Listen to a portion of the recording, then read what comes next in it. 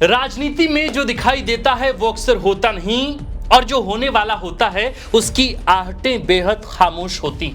इस वक्त झारखंड की राजनीतिक आबोहवा में एक ऐसी ही खामोश आहट तैर रही है। सत्ता के गलियारों में गुफ्तगू चल रही है, फोन कॉल्स घनघना रहे हैं, दावेदारी पेश की जा रही है, लेकिन फैसलों पर सस्पेंस का घना कोहरा छाया है। मौका है राज्यसभा की 2 सीटों पर होने वाले चुनाव का। तारीख तय है 18 जून। कहने को तो आंकड़ों का गणित बेहद साफ है, सीधा है।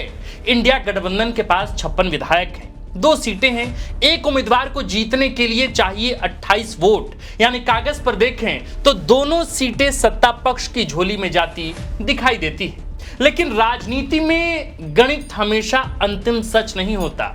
कई बार आंकड़ों से ज्यादा अहम हो जाते हैं हालात, रणनीति, रिश्ते और आखिरी वक्त की चालें। झारखंड की राजनीति इसका गवाह भी रह चुकी है। यही वह राज्य है जहां 1 दशक पहले संख्या बल होने के बावजूद सत्ता विरोधी खेमे के हाथ से राज्यसभा की सीट फिसल गई थी, और भाजपा ने ऐसा राजनीतिक दांव चला था जिसकी चर्चा आज भी होती है। यही वजह है कि झारखंड की सियासत में इस वक्त 2 सवालों की गूंज सबसे ज्यादा सुनाई दे रही है। पहला, अगर सब कुछ इतना साफ है तो आखिर सत्तारूढ़ गठबंधन के मुखिया मुख्यमंत्री हेमंत सोरेन दोनों सीटों को लेकर अपने पत्ते क्यों नहीं खोल रहे? आखिर कांग्रेस की लगातार मनुहार बैठकों और बातचीत के बावजूद तस्वीर धुंधली क्यों बनी हुई है? और दूसरा सवाल, क्या भाजपा 2016 का फॉर्मूला दोहराने की तैयारी कर रही है? क्या वह किसी ऐसे मौके का इंतजार कर रही है जो चुनावी गणित को अचानक राजनीतिक रसायन शास्त्र में बदल दे? क्योंकि झारखंड की राजनीति में एक शब्द बार बार लौट कर आता है, खेला। और जब सियासत में सस्पेंस बढ़ता है ना, तब उस शब्द की अहमियत भी बढ़ जाती है। यही है आज की सबसे बड़ी राजनीतिक कहानी। नमस्कार, प्रणाम, जोहार, स्वीकार कीजिए। हमारा नाम आकाश आनंद है और आप देखना शुरू कर चुके हैं द फोर्थ पिलर लाइव। आज की इस वीडियो रिपोर्ट में हम आपको बताएंगे कि आखिर क्यों राज्यसभा की दूसरी सीट को लेकर सस्पेंस लगातार गहराता जा रहा है, क्यों हेमंत सोरेन की खामोशी सबसे बड़ा राजनीतिक संदेश मानी जा रही है, और क्यों भाजपा को लग रहा है कि झारखंड में एक बार फिर 2016 जैसा राजनीतिक चमत्कार संभव हो सकता है।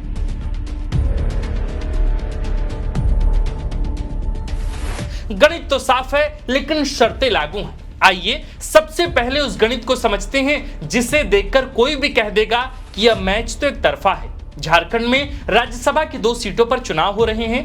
पहली सीट झारखंड आंदोलन के प्रणेता शिबू सोरेन के दुखद निधन के बाद 4 अगस्त 2025 से खाली है। दूसरी सीट भाजपा के दीपक प्रकाश का कार्यकाल 21 जून को समाप्त होने की वजह से खाली हो रही है। नियम के मुताबिक झारखंड विधानसभा के मौजूदा ढांचे में राज्यसभा की 1 सीट जीतने के लिए किसी भी प्रत्याशी को पहली प्राथमिकता के 28 वोटों की दरकार है।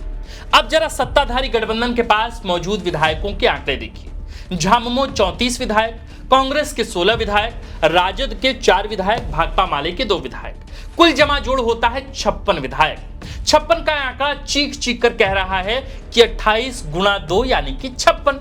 2 सीटें जीतने के लिए ठीक 56 वोट चाहिए, और सत्ता पक्ष के पास पूरे 56 विधायक मौजूद हैं। इस लिहाज से पहली सीट पर झामुमो की जीत 100% तय है, और अगर सब कुछ ठीक रहा तो आंकड़े के बल पर दूसरी सीट भी इंडिया गठबंधन की झोली में जानी चाहिए। लेकिन राजनीति अंक गणित से नहीं बल्कि परिस्थितियों और रणनीतियों से चलती है। यह 56 का आंकड़ा तभी तक सुरक्षित है जब तक कि कुछ शर्तें लागू न हो जाएं। और वे शर्तें क्या हैं? बशर्ते सभी 56 विधायकों के वोट पोलिंग बूथ पर पहुंचे, बशर्ते सारे के सारे वोट बिल्कुल सही पड़े, कोई तकनीकी गलती ना हो, बशर्ते कोई विधायक उस दिन गैर हाजिर ना हो, बशर्ते कोई विधायक ऐन वक्त पर बीमार ना पड़े, और बशर्ते कि कोई क्रॉस वोटिंग ना हो। अगर इन शर्तों में से एक भी धागा टूटा तो दूसरी सीट का पूरा समीकरण ताश के पत्तों की तरह ढह जाएगा। और इसी वजह से दूसरी सीट का मुकाबला सस्पेंस से भरपूर बन गया है, जिसमें सत्तारूढ़ गठबंधन के पक्ष में आंकड़े होने के बावजूद भाजपा खेला करने के लिए तमाम संभावनाओं पर गहनता से काम कर रही है।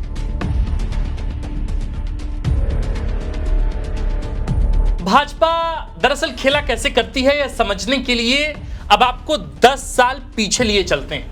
साल था 2016। झारखंड में तब रघुवर दास के नेतृत्व में भाजपा की सरकार थी। राज्यसभा की 2 सीटों पर चुनाव होना था। राजनीतिक गणित कह रहा था कि एक सीट भाजपा जीतेगी और दूसरी सीट विपक्ष के खाते में जाएगी, यानी लगभग वही स्थिति जो आज दिखाई दे रही है। भाजपा ने अपने 2 उम्मीदवार मैदान में उतारे। एक थे मुख्तार अब्बास नकवी, दूसरे थे महेश पोद्दार। उधर विपक्ष की ओर से झामुमो ने युवा नेता बसंत सोरेन को उम्मीदवार बनाया था। विपक्ष को भरोसा था कि बसंत सोरेन आराम से चुनाव जीत जाएंगे। विधायकों की संख्या भी उसकी तरफ इशारा कर रही थी, लेकिन राजनीति के मैदान में जो दिखाई देता है ना, हमेशा वही नहीं होता। मतदान का दिन आया और यहीं से शुरू हुआ खेल। 2 विधायक वोटिंग के दौरान मौजूद ही नहीं रहे। झामुमो के चमरा लिंडा और कांग्रेस के बिट्टू सिंह मतदान से दूर रहे। पहला झटका यहीं लगा। पहली वरीयता में भाजपा के मुख्तार अब्बास नकवी को 29 वोट मिले थे, जबकि जीत के लिए चाहिए थे 27। उनके पास 2 वोट सरप्लस यानी ज्यादा थे। नियम के मुताबिक नकवी के वो 2 सरप्लस मत महेश पोद्दार के खाते में ट्रांसफर हो गए। इसके बाद पोद्दार के वोटों की संख्या बढ़कर 26 हो गई। अब मुकाबला टाई हो गया। बसंत सोरेन 26, महेश पोद्दार 26। अब यहां राज्यसभा चुनाव का वह नियम लागू हुआ जिसे आम लोग अक्सर नहीं समझते, क्योंकि राज्यसभा चुनाव सिर्फ साधारण वोटिंग नहीं है। यह प्राथमिकता आधारित मतदान प्रणाली यानी प्रेफरेंशियल वोटिंग सिस्टम से होता है। मतदाता सिर्फ एक नाम नहीं चुनता, वह पहली पसंद, दूसरी पसंद और आगे की पसंद भी दर्ज कर सकता है। इस हिसाब से फर्स्ट प्रायोरिटी के यानी पहली प्राथमिकता के 26-26 वोटों से मुकाबले टाई होने की स्थिति में दूसरी वरीयता यानी कि सेकंड प्रेफरेंस के वोटों की बारीक गणना शुरू हुई। महेश पोद्दार को दूसरी वरीयता के 3 वोट मिले थे, जिसकी आनुपातिक वैल्यू गणना के बाद 0.66 आंकी गई और इस तरह महेश पोद्दार ने बसंत सोरेन को सिर्फ 0.66 वोट के अंतर से हरा दिया। जी हां, पूरा चुनाव एक वोट से भी कम के अंतर पर तय हुआ। झारखंड की राजनीति में यह राज्यसभा चुनाव आज भी सबसे चर्चित चुनाव में गिना जाता है, क्योंकि उस दिन सभी ने देखा था कि विधानसभा का गणित और राज्यसभा का परिणाम हमेशा एक जैसा नहीं होता। एक अनुपस्थित विधायक, एक क्रॉस वोट, एक रणनीतिक प्राथमिकता और पूरा चुनाव पलट सकता है। यही वो फॉर्मूला है जिसे भाजपा इस बार फिर से टटोल रही है। 6 और 7 जून को भाजपा के राष्ट्रीय अध्यक्ष नितिन नवीन झारखंड के दौरे पर आ रहे हैं। इस दौरे में दूसरी सीट के प्रत्याशी के नाम पर अंतिम मोहर लग सकती है। इस पूरे सियासी घटनाक्रम में कुछ ऐसी बारीक बातें हैं, कुछ ऐसे राजनीतिक पेच हैं जिन पर गौर करना बेहद जरूरी है। आइए जरा सिलसिलेवार तरीके से समझते हैं वे पॉइंट्स जो नोट किए जाने चाहिए। पॉइंट नंबर 1, 34 विधायकों वाली झारखंड मुक्ति मोर्चा अपने प्रत्याशी को जिताने के लिए पहली प्राथमिकता के सिर्फ 28 वोट दिलाकर कभी रिस्क नहीं लेगी।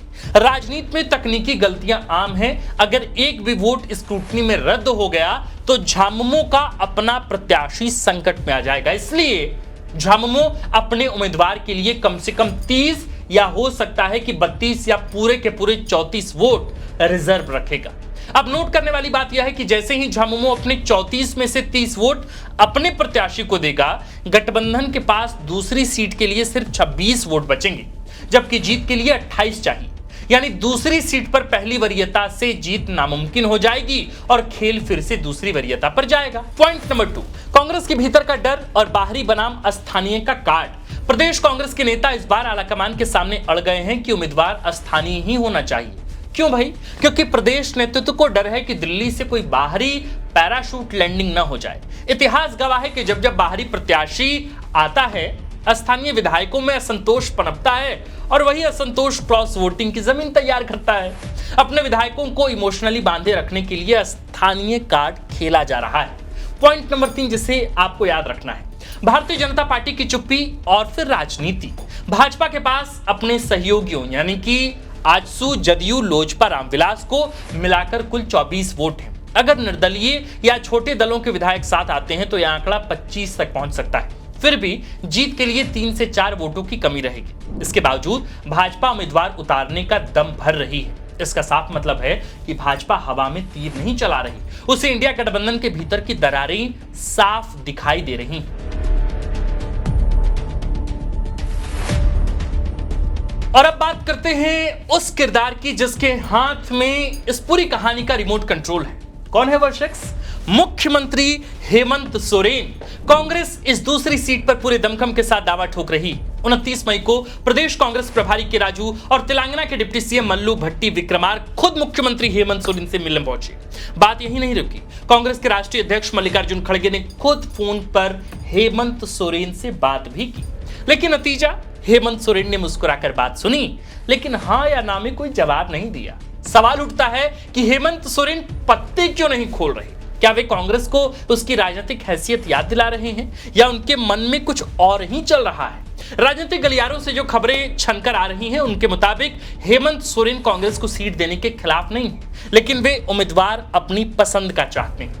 चुनौती सिर्फ कांग्रेस और झामुमो के बीच नहीं है, इंडिया गठबंधन के बाकी सहयोगियों का स्टैंड भी इस सस्पेंस को गहरा रहा है। राजद के पास 4 विधायक हैं, उनका रुख भी साफ नहीं है। पेंच 2 विधायकों वाली पार्टी भाकपा माले सीपीआईएमएल की दावेदारी से भी फंसा है। झारखंड सरकार में भाकपा माले को अब तक कोई बड़ी हिस्सेदारी या तवज्जो नहीं मिली है।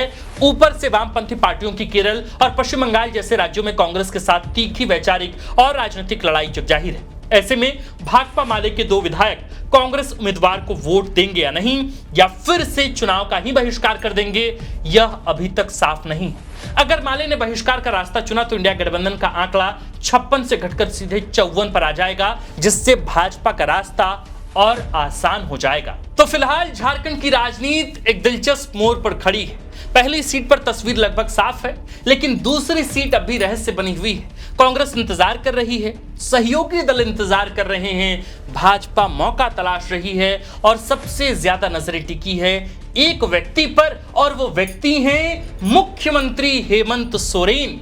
क्योंकि जब तक वे अपने पत्ते नहीं खोलते तब तक अटकलों का बाजार गर्म रहेगा। क्या दोनों सीटें इंडिया गठबंधन जीत पाएगा? क्या भाजपा 2016 वाला दांव फिर खेलने की कोशिश करेगी? क्या मतदान के दिन कोई नया राजनीतिक ट्विस्ट देखने को मिलेगा, या फिर सारी आशंकाएं गलत साबित होंगी? इन सवालों के जवाब आने वाले दिनों में मिलेंगे, लेकिन इतना तो तय है कि झारखंड का यह राज्यसभा चुनाव सिर्फ 2 सीटों का चुनाव नहीं रह गया है। यह सत्ता, रणनीति, भरोसे और राजनीतिक संदेश की लड़ाई बन चुका है, और इस लड़ाई में सबसे बड़ा हथियार फिलहाल संख्या नहीं है, बल्कि सस्पेंस है, सस्पेंस। बहरहाल आप इस पूरे मसले पर क्या सोचते हो? झारखंड में होने वाले राज्यसभा चुनाव को लेकर क्या सोचते हो? मुख्यमंत्री हेमंत सोरेन की राज्यसभा चुनाव को लेकर चुप्पी को लेकर क्या सोचते हो? इंडिया गठबंधन के तमाम घटक दलों के अंदर की बेचैनी को लेकर क्या सोचते हो? और साथ ही भारतीय जनता पार्टी की एक सीट पर या फिर दोनों ही सीटों पर दावेदारी को लेकर क्या सोचते हो? आप हमें कमेंट पर लिखकर जरूर बताइएगा। बाकी अगर आप द फोर्थ पिलर पहली दफा देख रहे हैं यूट्यूब पर तो आप हमें सब्सक्राइब कीजिए। फेसबुक और इंस्टाग्राम पर आप हमें देख रहे हैं तो आप हमें वहां फॉलो कर सकते हैं। बाकी आप देखते रहिए द फोर्थ पिलर। हमारा नाम आकाश आनंद है, कैमरे के पीछे अमन, और इस शानदार से कंटेंट रिसर्च स्क्रिप्ट को लिखा है झारखंड के वरिष्ठ पत्रकार वराची प्रेस क्लब के प्रेसिडेंट शंभुनाथ चौधरी सर ने। वीडियो को अंत तक देखने के लिए आप सबका बहुत बहुत शुक्रिया। जोहार।